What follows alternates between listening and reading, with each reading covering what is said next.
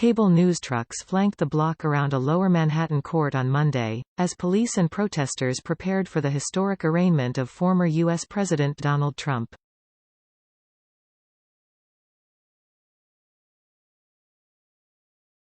The Republican leader had landed at New York's LaGuardia Airport at about 3:30 p.m. Eastern Time, 1930 Greenwich Mean Time, on Monday, as he prepared to make his first court appearance the next day.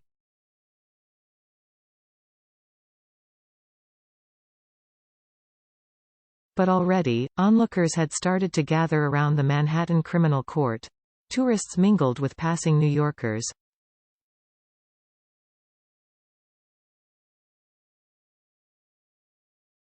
Reporters swarmed the sidewalks. A woman sat on a nearby park bench, wearing a Guy Fawkes mask and a red sweatshirt emblazoned with MAGA, the acronym for Trump's slogan, Make America Great Again.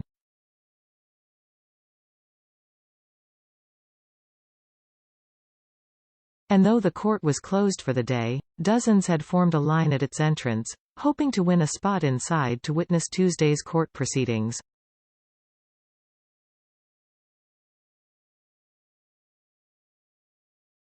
While the indictment remains sealed, Trump is expected to face criminal charges related to a hush money payment he allegedly made to the adult film actress Stormy Daniels, just before the 2016 presidential election.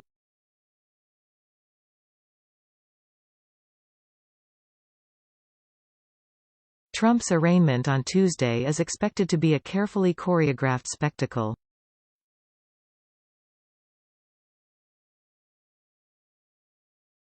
The city has ordered 35,000 officers to be in uniform and ready for any security threats.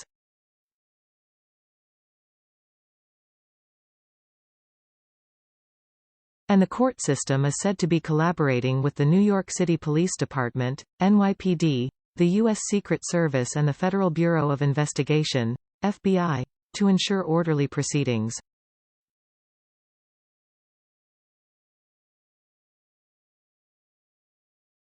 On Monday, New York City Mayor Eric Adams warned any would-be agitators against initiating violence in response to Trump's arraignment.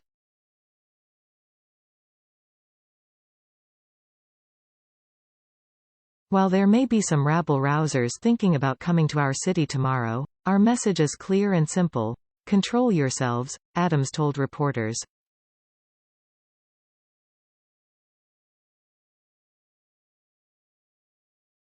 New York City is our home, not a playground for your misplaced anger.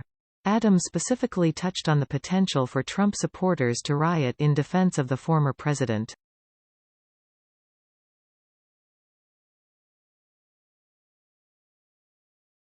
Although we have no specific threats, people like Marjorie Taylor Greene, who is known to spread misinformation and hate speech, stated she's coming to town, Adams said, referencing a far-right congressmember known for her extreme rhetoric.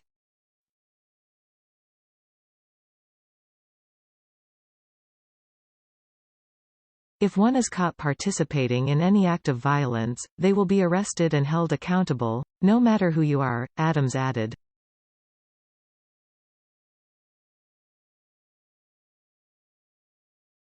The NYPD declined to issue a comment when contacted by Al Jazeera about security logistics.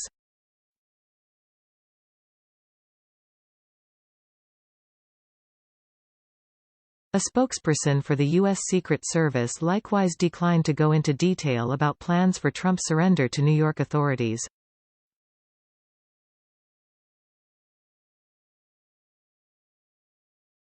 But it did issue a statement, saying that decisions around courtroom access and related procedures are determined by court officials.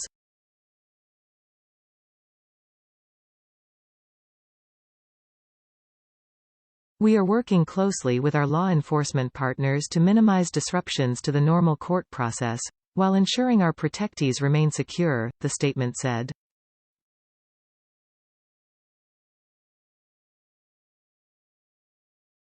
Michael Alcazar, a retired NYPD detective and adjunct professor at John Jay College of Criminal Justice, said he has confidence that local law enforcement will be able to manage any protests.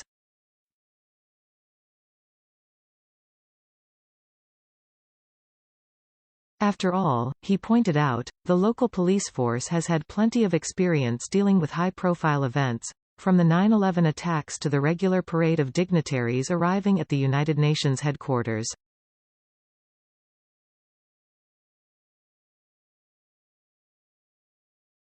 I don't think it's going to be that much a challenge for us, Alcazar told Al Jazeera.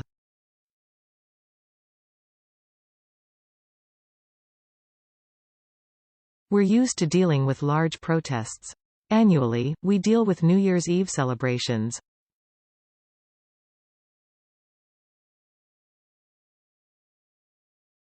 We are a larger police department, so we have enough police officers to deploy.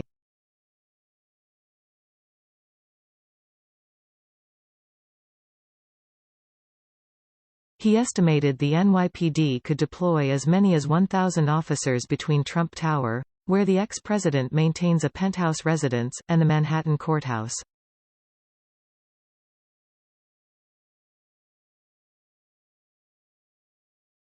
A 30-year veteran of the force, Alcazar said the police force likely prepared for Tuesday's court appearance by revisiting the events of January 6, 2021, when a violent mob of Trump supporters stormed the U.S. Capitol in an effort to overturn the 2020 election results.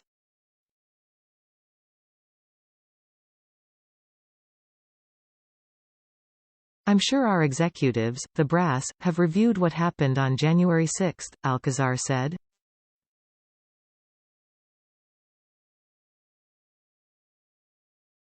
They probably conferred with the Capitol Police, what they did wrong, how did it fail, how we're probably going to learn from that.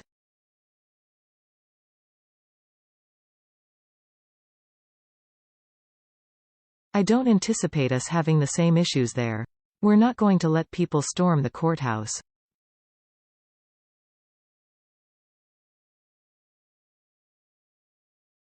On Tuesday, the Secret Service is expected to lead a motorcade from Trump Tower in Midtown Manhattan to the court on the lower end of the island, a journey of roughly 6.5 kilometers, 4 miles. Already, on Monday, a handful of NYPD buses were parked across the street from Trump Tower.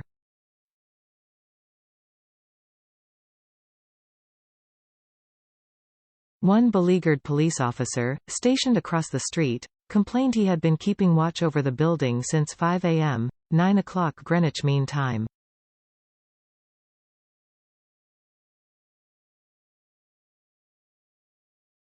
They're not leaving, he said under condition of anonymity, referring to the growing crowds.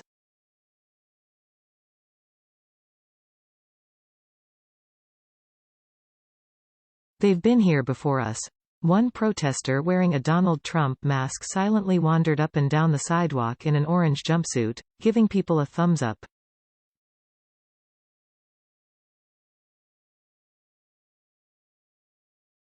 Another protester raised their middle finger to the skyscraper as they passed.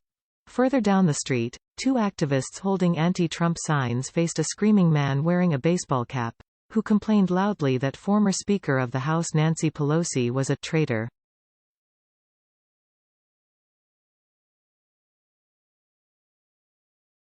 As the sun set over Manhattan, however, there were no signs of any violent activity or major protester-police confrontations.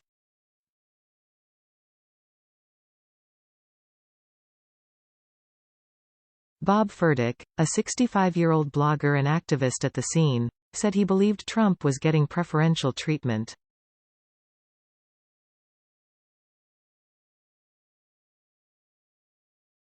If he was a normal criminal they would have locked him up and sent him to Rikers, said Furtick, referring to New York City's largest jail.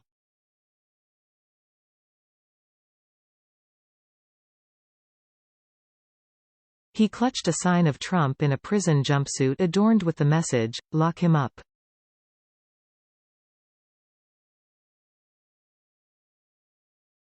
Others nearby expressed ambivalence about the impending court proceedings. "It's kind of like a circus in a way," said Oscar Torrealba, 25, a former Venezuelan immigrant who works at a pizzeria around the corner from Trump Tower.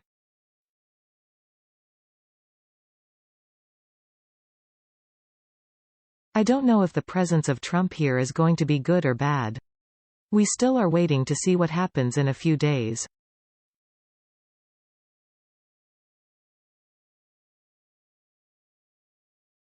Torrealba, however, credited the frenzied atmosphere for an uptick in business. Today was really busy.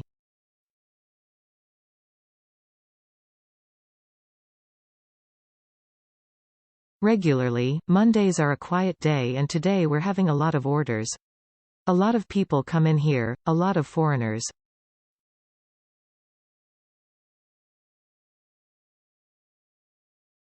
I think it's the presence of Trump. For me, it's all right, he shrugged.